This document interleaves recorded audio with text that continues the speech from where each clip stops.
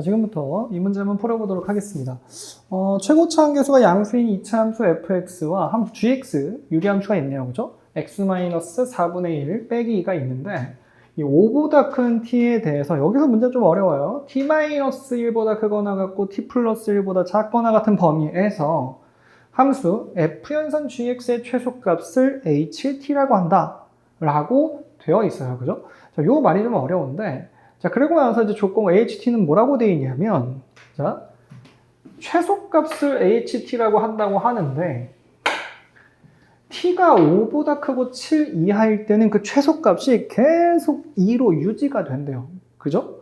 그리고 나서 그 범위를 넘어서면, 그때그때마다의 함수값을 따라갑니다. 라는 건데, 이 문제에서의 핵심은 어디였냐면, 바로 이 2입니다.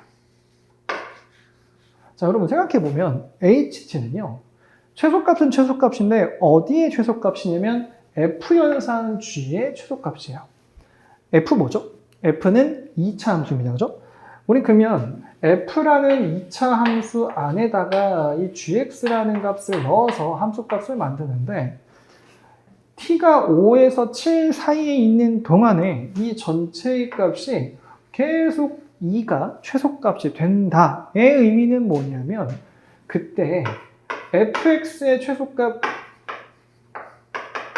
2가 유지가 된다는 소리잖아요. 그죠? 근데 생각해 보세요, 여러분. 2차 함수가 이렇게 있는데 이 t에 따라서 계속 범위가 바뀐단 말이에요. 그죠? 계속 범위가 바뀌는데 바뀔 때마다 최소값이 계속 유지가 된다는 거는 t가 5에서 7 사이의 범위가 움직이는 동안 항상 어디가 계속 포함되는 중인 거냐면 바로 이 꼭지점의 y값이 계속 포함되고 있다는 소리입니다. 범위가 이동을 할 때마다 계속 들어있잖아요. 그죠? 계속 들어있으니까 t가 5에서 7까지 바뀌는 동안에 이 꼭지점이 계속 들어있다는 얘기입니다. 그래서 지금 우리가 보고 있는 이 최소값 2라는 애가 결국은 누구의? 이 2차 함수 fx의 최소값일 거다. 라는 거를 이해하는 것이 일단 첫 번째였습니다. 이해되십니까? 자, 그리고 나서 그러면 t의 값이 5보다 크고 7 이하로 변하는 동안에 자, 우리는 f에 집어넣는 게 t가 아니잖아요. 이 gx를 집어넣는 거예요. 그죠? gx의 함수값을 집어넣는 거니까 그러면 그동안에 이 gx의 범위가 어떻길래 계속 여기가 들어갈 수 있는지를 좀 보자라는 거죠. 그래서 왼쪽에 가장 해당하는 t가 5보다 클 때에 해당하는 상황에서 꼭 포함되고 있는 애가 누군가를 생각을 해보면 자, 5가 들어가지는 않아요. 그죠? 5가 들어가지는 않는데 일단 5가 들어간다고 가정만 좀 해볼게요. 그러면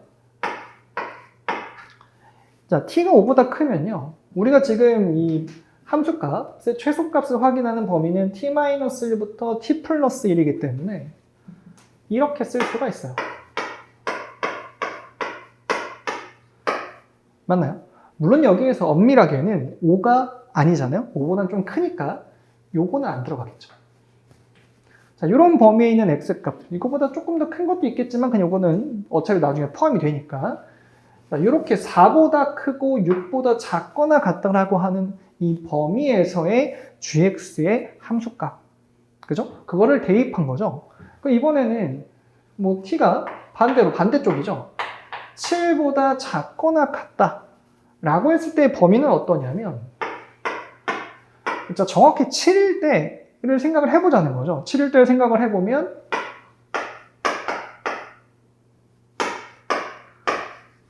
이런 범위가 됩니다. 그죠?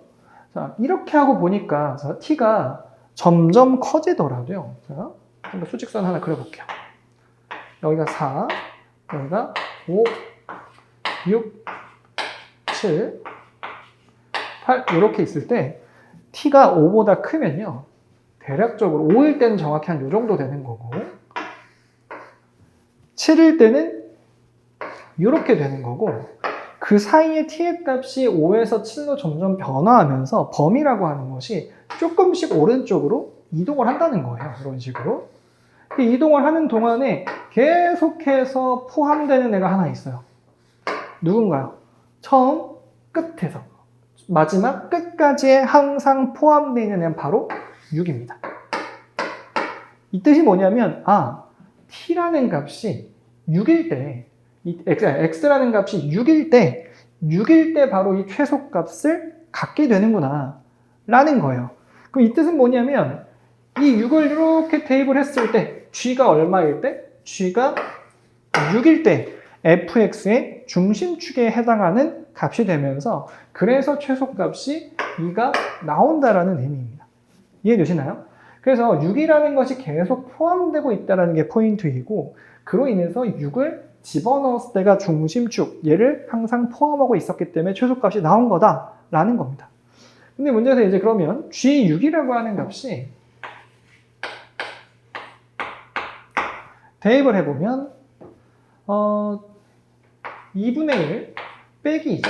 그래서 마이너스 2분의 3이 나오게 됩니다. 자, 이 마이너스 2분의 3이라고 하는 애는 결국 누구? F라고 하는 녀석의 중심 축의 값이기 때문에 여기가 바로 이렇게 된다라는 거죠. 자, 여기까지 했으면 이제 다 한 겁니다. 그죠? 왜? fx라는 것이 이로 인해서 최고차 한계수가 뭔지는 모르겠지만 중심축이 마이너스 2분의 3이고 최소값이 2기 때문에 이런 식으로 식을 쓸 수가 있거든요. 그죠? 이렇게 써놓은 상태에서 다음 힌트 마지막에 h 얼마? 11이라고 하는 것이 3분의 7이다 라고 돼 있죠. 자, h가 11이라고 하게 되면 아까 우리가 요 위에서 봤을 때 얘를 따라가는 거잖아요. 그죠? 11을 그대로 집어넣어 보면 얘는 f, g의 10인 거죠. 자, 10 얼마인가 하고 대입을 해보면요. 10 집어넣으면 얼마인가요? 6분의 1 빼기 2이기 때문에 마이너스 6분의 11 이렇게 됩니다. 그럼 여기다가 마이너스 6분의 11 대입을 하게 되면 자, 요거가 6분의 9거든요. 6분의 9여서 요거다 더하면 마이너스 6분의 2, 마이너스 3분의 1 됩니다. 그래서 9분의 1 a 더하기 2라고 하는 값이 나오는데 그게 얼마다? 그게 3분의 7이다 라고 되어 있는 겁니다. 그럼 계산을 해보면 이게 넘기면요. 9분의 1a가 3분의 1이기 때문에 따라서 a는 3이라고 하는 값이 나오게 됩니다. 자, 이제 다 완성이 됩니다. 지금 문제에서 원하는 건 f-1인데 여기다가 마무리를 지으면 fx는 따라서 3 곱하기 x 플러스 2분의 3의 제곱 플러스 2고요. 마지막에 f-1 구하라고 문제에 나와 있어서 대입을 하게 되면 3 곱하기 마이너스 1 집어넣으면 4분의 1 더하기 2이기 때문에 4분의 3 더하기 2 따라서 4분의 11이라고 하는 답이 나오면서 마무리가 되겠습니다. 그래서 보기에서 답을 찾으면 답은 4번이 되겠습니다.